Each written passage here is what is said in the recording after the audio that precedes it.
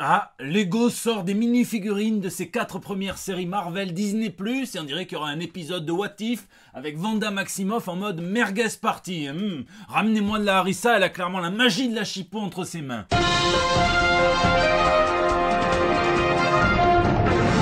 Blague à part, est-ce que j'en ai besoin? Non. Est-ce que j'en ai envie? Oui, énormément. On verra si ça passe. Bon, c'est l'été, mais il en faut plus pour m'arrêter. Ici, votre fidèle commis des comics. Vous êtes dans l'émission qui fait le tour de l'actu de l'industrie du comic book et de tous ses dérivés. C'est le 307e JT Comics. J'ai vu un type de dos sur une moto. Tout le monde m'a dit oui, c'est Ben Affleck en Batman dans le film Flash. Et le même week-end, au même moment, j'ai vu justement Jennifer Lopez vivre sa meilleure vie avec Ben Affleck, qui a l'air justement d'en profiter pour bosser dur sur la différence entre un chameau et un dromadaire. Et bon là ça a l'air un petit peu facile, il a comme un indice en bas de l'écran, et en plus il est très tactile, mais bon, nous sans plus attendre, bougeons-nous les fesses vers les news de la semaine.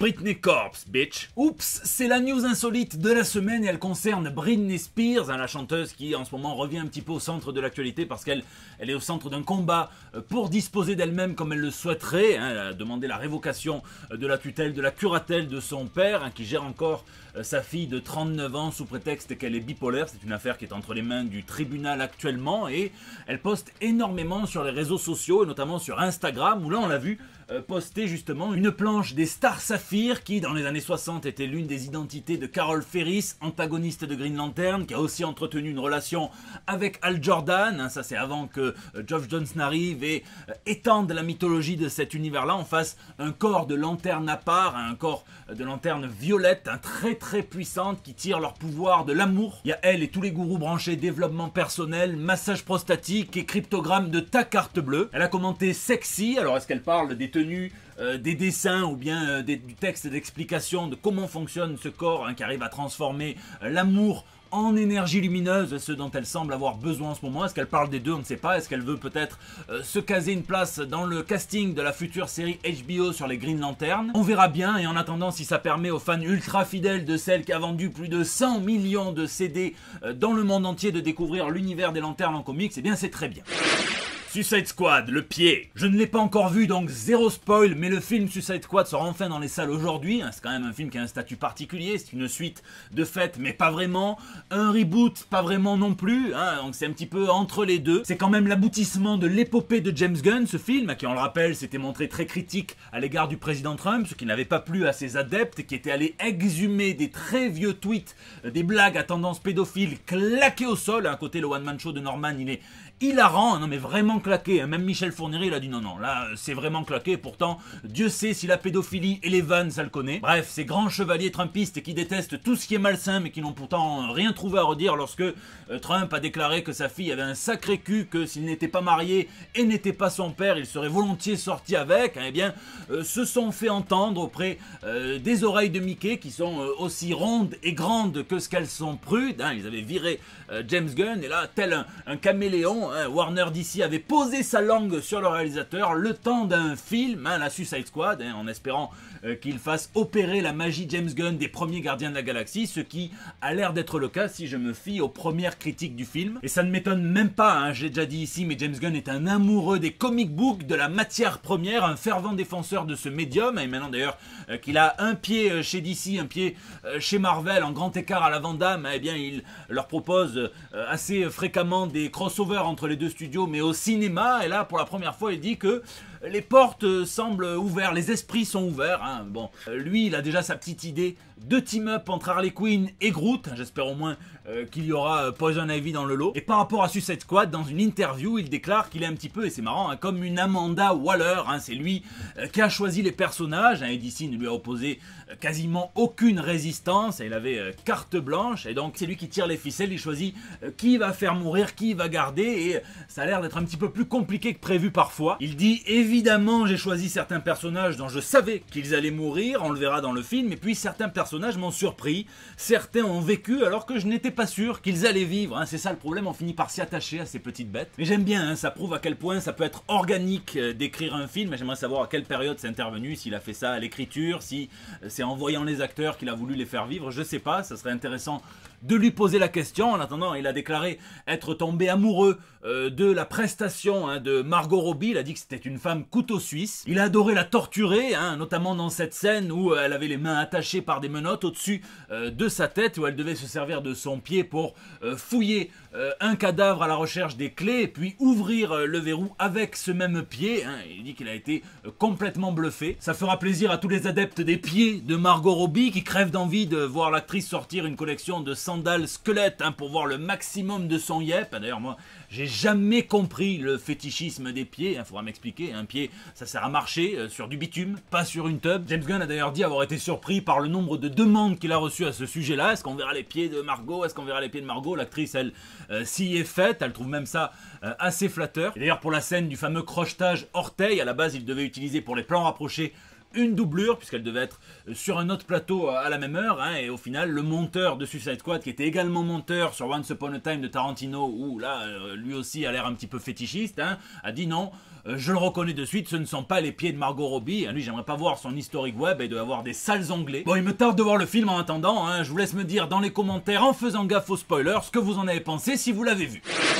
Popex. Je vous l'ai déjà dit, j'adore les histoires de projets abandonnés, ciné, séries, jeux vidéo, comics. J'ai l'impression de faire de l'urbex, de la popex. Et cette semaine, c'est Salvatrix sur Twitter, le lead designer du projet abandonné de jeu Superman qui devait sortir en 2008, qui devait être à la base ce qu'on appelle un tie-in, donc qui devait accompagner la sortie du second opus de Superman de Bryan Singer, qui lui ne s'est pas fait, et puis le jeu, à cause de la crise financière de 2008, ne s'est pas fait non plus. Les deux studios ont coulé, mis la clé sous la porte. On a pu voir quelques images. On nous dit qu'il n'a jamais été question, contrairement aux rumeurs, d'un jeu en monde ouvert, même si le moteur du jeu pouvait le permettre, pouvait accueillir une grosse surface jouable. Eh bien, ils ont préféré se concentrer sur des quartiers d'environ une vingtaine de blocs. Les intentions étaient super bonnes. Ils voulaient faire un jeu du jamais vu, avec une inspiration tirée de Justice League Unlimited, la série animée, donc avec des bonnes grosses bastons aériennes, les combattants qui passent à travers les gratte-ciel, qui détruisent tout sur leur passage, un petit peu comme dans Dragon Ball, ils font ça à travers les montagnes. Et ça ne se passait pas qu'à Metropolis, ils avaient prévu des cartes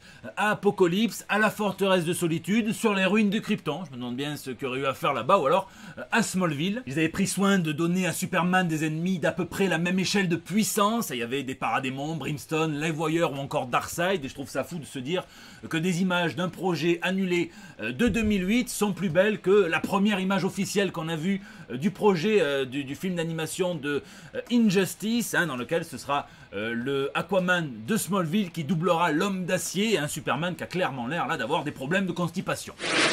Technicolor. Dans le reste de l'actu ciné, cette révélation non officielle, non confirmée par les principaux intéressés, mais Michael B. Jordan préparait avec sa propre société de production son projet de Superman en live action pour HBO Max. Alors c'est très flou, faut prendre ça avec des pincettes, mais ça serait une mini-série. Ça serait centré sur le personnage de Val Zod, donc le Superman de la Terre 2, co-créé par Tom Taylor, Nicolas Scott et le regretté Robson Rocha. De toute façon, Michael B. Jordan, il serait producteur, peut-être qu'il jouerait dedans. Il a toujours manifesté son intérêt pour jouer un Superman noir qu'il voulait original, et à l'époque chez Oprah Winfrey il parlait de Calvin Ellis, le Superman de la Terre 23. L'article précise que c'est un projet complètement différent du Superman de J.J. Abrams écrit par Ta-Nehisi Coates, donc là pour la première fois on nous dit, même si toujours pareil c'est pas officiel, que ça serait un projet de réinvention du personnage de Kal-El Clark Kent en homme noir. Il me tarde vraiment pas de voir les réactions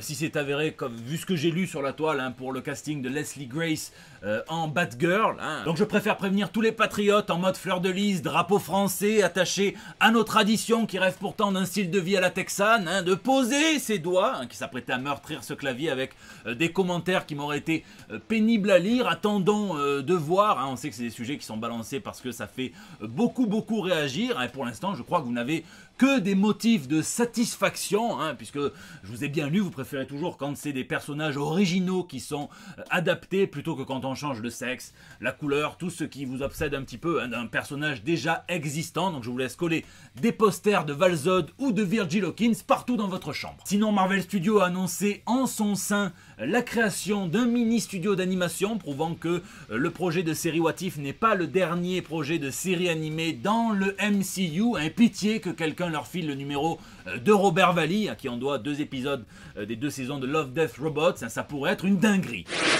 La maison des idées. Chez Marvel, on capitalise sur la future sortie ciné des Éternels, puisqu'on s'apprête à sortir un one-shot, coécrit par Kieron Gillen et dessiné par Kei Zema, qui viendra s'inscrire dans la continuité de leur série principale sur les Éternels, dans lequel on verra apparemment les Éternels face aux Vengeurs du Big Bang, aux Vengeurs d'il y a 1 million d'années, qui ont quand même un sacré swag. Et puis sa dernière série avait été annulée, mais le personnage de Luke Cage reste assez populaire pour que Marvel lui donne, sans prendre trop de risques, une toute nouvelle mini-série en 3 épisodes, écrits par Oche Anderson, qui verront donc Luke Cage prendre à bras le corps les problèmes de corruption sous la municipalité de Wilson Fisk à New York, lorsque un officier de police corrompu, un ripou, va tuer un homme noir de sa communauté. Chaque chapitre sera dessiné par un artiste différent, Farid Karami, Ray Anthony Haight, Sean Damian Hill pour le 3e, ça sortira en octobre prochain. En attendant,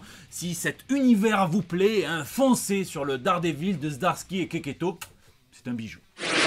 Snyderisation. Il fut un temps, certains diront dans le monde d'avant, où Image Comics prévoyait à l'occasion de ses 30 ans, en 2022, de lancer plein de petits labels indépendants, dirigés par des superstars des comics, un petit peu comme le Skybound de Robert Kirkman, sauf qu'il y aurait eu plus de promiscuité encore avec Image Comics cette fois-ci. On parlait de Warren Ellis, ça c'était avant les révélations de son comportement prédateur qui ont fait tout capoter. On parlait aussi de Scott Snyder, qui a toujours manifesté un vif intérêt pour les comics indépendants et qui lui semble avoir fait son José Bové. Il a recyclé avec son Best Jacket Press, il annonce pas moins de 8 titres, tous écrits par lui-même et dessinés par des équipes créatives différentes. Alors c'est des titres qui ont été élaborés parfois il y a 1 an, 2 ans, voire peut-être même 3 ans. Certains se demanderont quand même comment est-ce qu'il fait pour prendre le soin d'écrire Batman Metal, Justice League et en même temps écrire autant d'albums indépendants que Jul en studio. Alors, les plus taquins diront qu'il n'y a justement aucun soin à porter à l'écriture de sa Justice League ou de son Batman Metal. Vous êtes des coquins.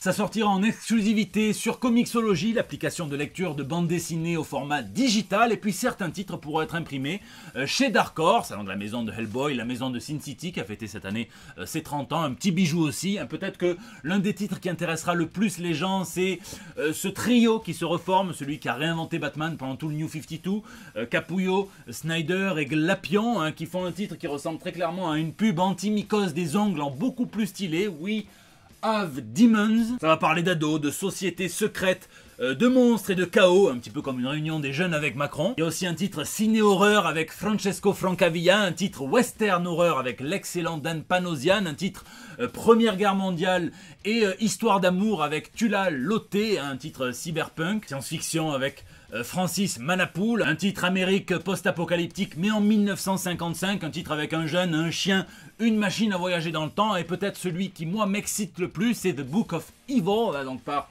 l'artiste Jock, dans lequel on verra 4 ados grandir dans un futur plus ou moins proche où 90% de la population n'est psychopathe. Twitter en IRL. C'est toujours très excitant cette effervescence quand on annonce une salve de titres comme ça, et je vous laisse me dire celui qui vous fait le plus demi-mollet, demi-mouillé dans les commentaires.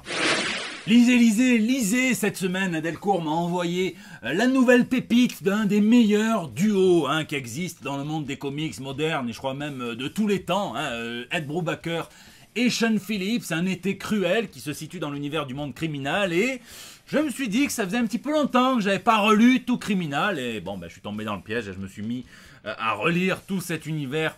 Je vous rassure, ça n'a pas bougé, c'est une pépite, une masterclass. Tous ceux qui aiment bien écrire, tous ceux qui aiment bien les polars noirs, n'hésitez pas à lire Criminal, qui est une bombe du genre. On retrouve tous les éléments caractéristiques des polars, des récits noirs, des récits de grand banditisme, écrits avec une métrique parfaite, un rythme vraiment maîtrisé, et puis les dessins, ils se connaissent les deux, les dessins sont sublimes, les expressions faciales de Sean Phillips, j'adore, il rend à merveille ses personnages, les cyniques désabusés, les grands bandits, les femmes fatales qui peuplent cet univers très fouillé et connecté. Donc si Delcourt avait la bonne idée de sortir les intégrales de Criminal, jetez-vous dessus, sinon jetez-vous dessus quand même. Et puis dans le genre, quand tu regardes l'abîme te regarde un petit peu aussi, eh bien je me suis retrouvé devant le programme complètement con mais fascinant Sexy Beast sur Netflix, du speed dating, sauf que les gens sont grimés, alors big up aux équipes qui font les prothèses parce que c'est vraiment digne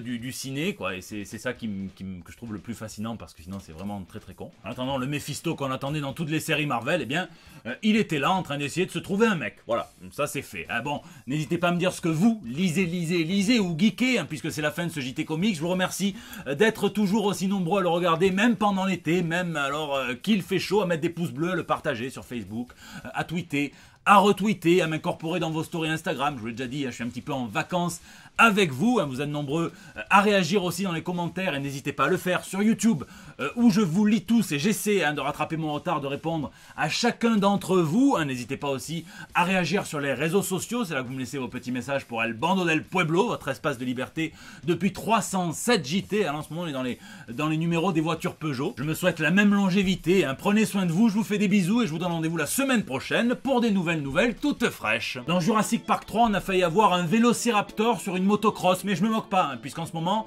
la réalité fait bien pire que la pop culture, donc j'ai peur que ça soit le petit combo qui nous arrive avec la 5e vague.